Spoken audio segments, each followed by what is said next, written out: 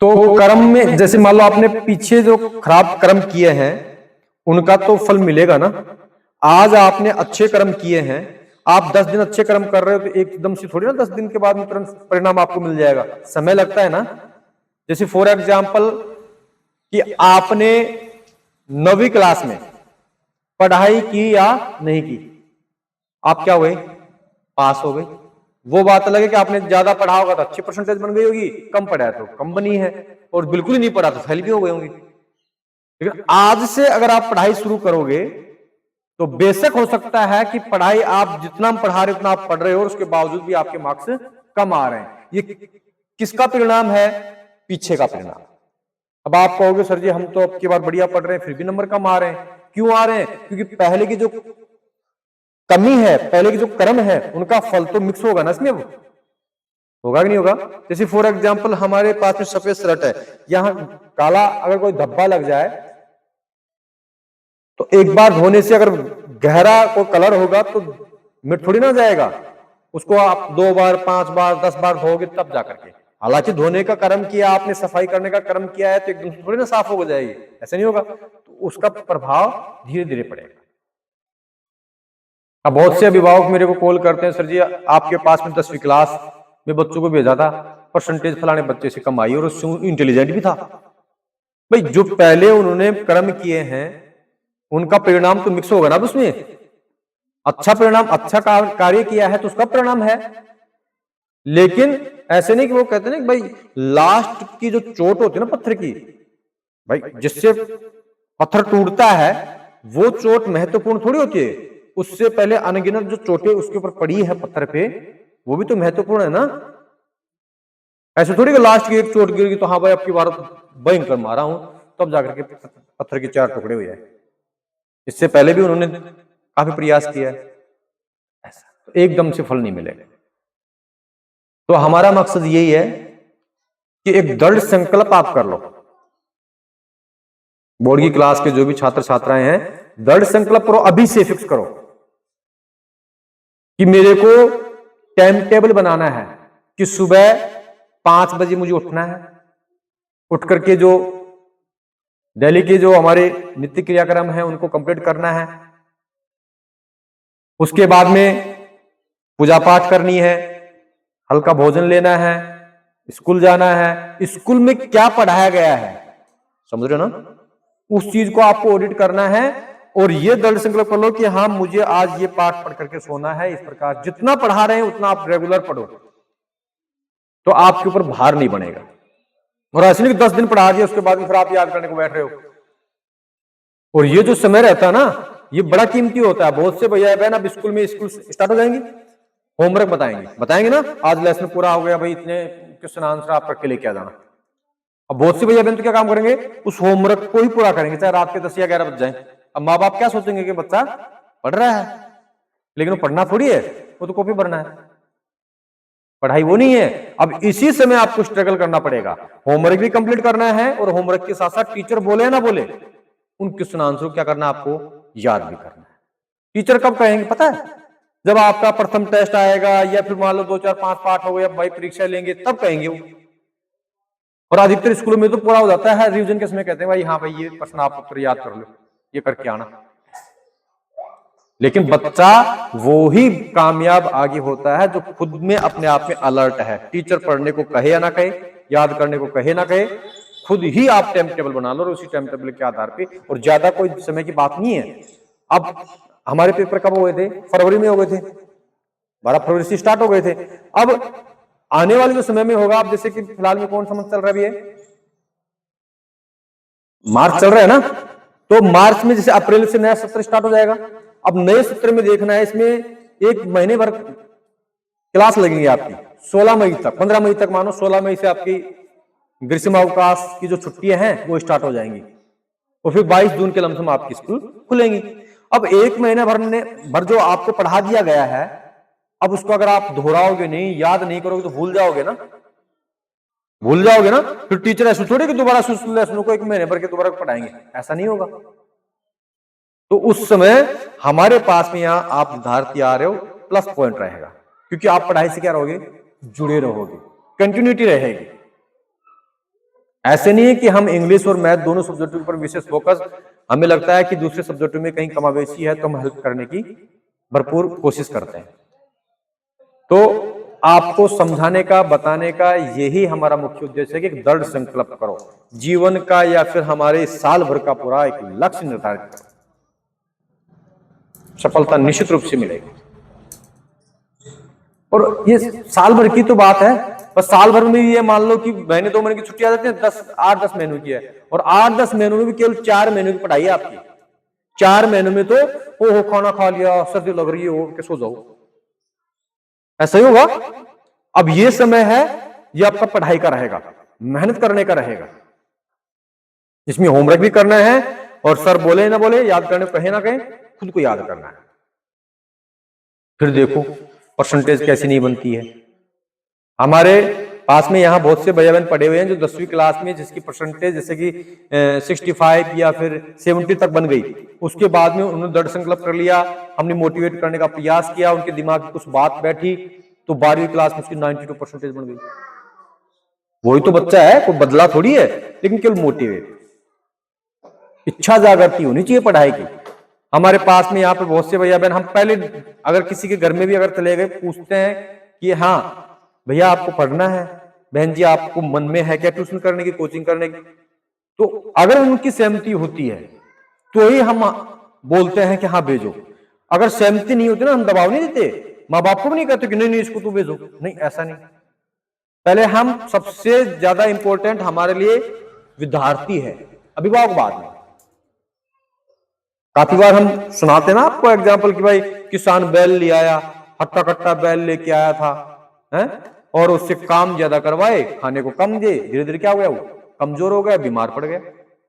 अब वो पानी के टप के पास में ले जाए, पीहा पीहा करे, पानी ना पिए, हैं, 1 दिन हो गया, 2 दिन हो गया, 3 दिन हो गया, घंटों घंटों तक पीहा पीहा बोले, समझ रहे हो। जब गुस्सा आया तो पास में पड़ी एक, है ना, लकड़ी थी, खोपड़ी मारा, राम नाम सत्य हो गया, मर गया बेचारा। पहले से तो बीमार था, कमजोर था, और खोपड़ी मोर मार दिया, तो क्या हुआ, वो मर गया। अब हम आपसे प्रश्न पूछना चाहते हैं कि बैल पानी क्यों नहीं पी रहा था, क्योंकि उसकी इच्छा ही नहीं थी। इच्छा नहीं थी ना, इच्छा होती तो पी लेता ना वो। अब तुम्हारा यहां आना और टाइम पास करके जाना व्यर्थ है। अगर आपकी यहां पर इच्छा होगी ना, किसकी, पढ़ने की, तो हमें मारने पीटने की या फिर ऐसे पढ़ो पढ़ो पढ़ो जैसे वो पिया पिया बोल रहा था, कुछ प्रभाव पड़ेगा क्या, नहीं पड़ेगा ना।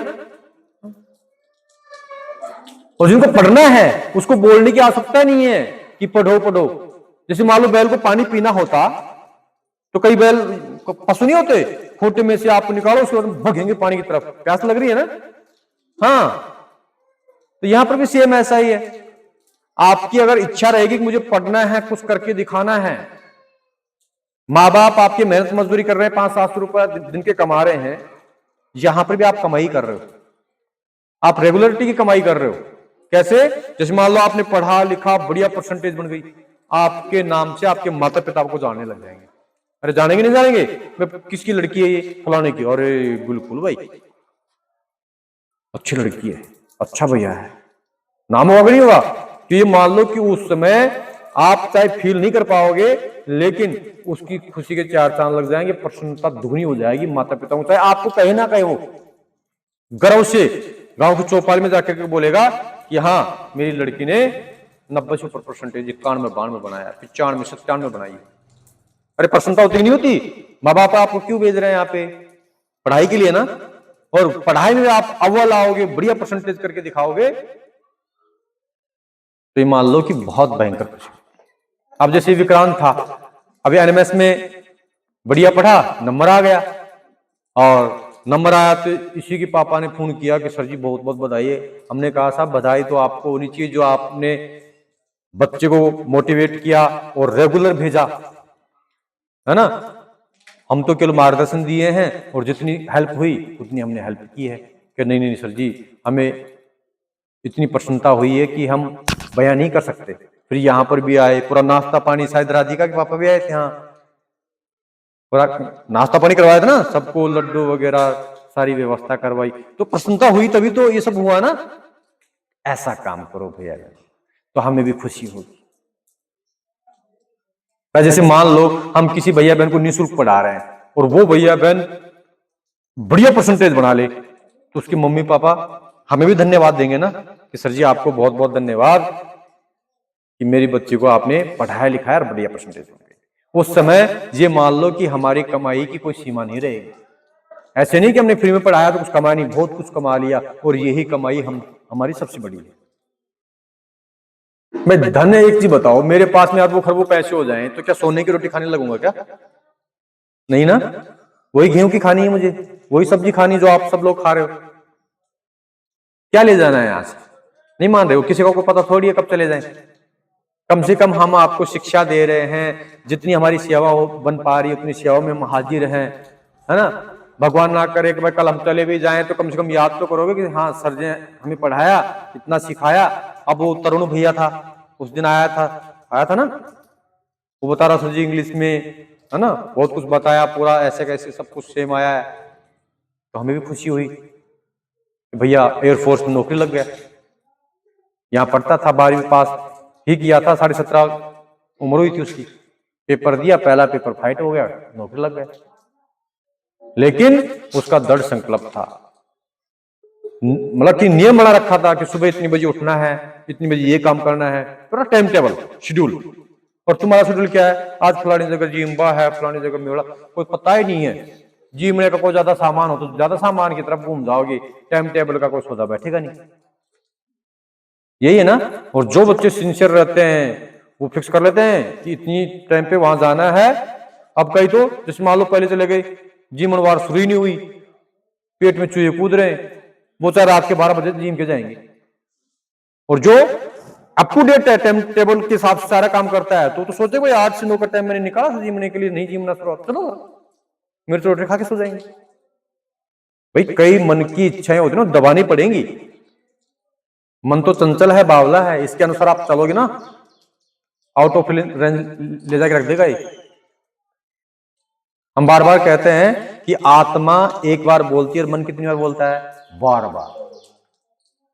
जैसे चोर भी चोरी करने जाएगा ना, तो एक बार आत्मा कहेगी, क्या कहेगी कि भाई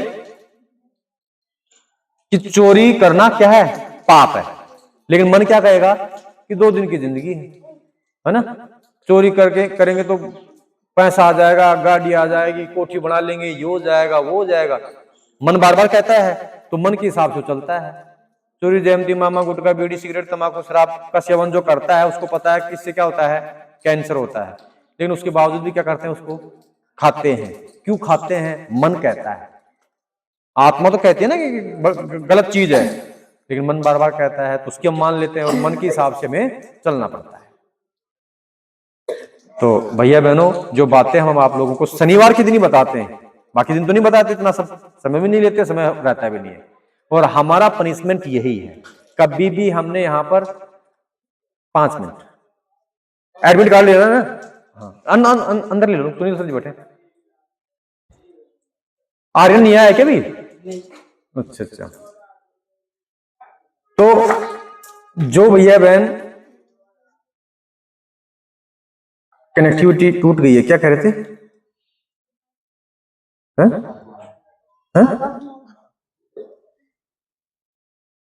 हाँ वो तो था ही था। अभी नेटवर्क कनेक्टिविटी जहां से जुड़ रहा था वो नेटवर्क फेल हो गया।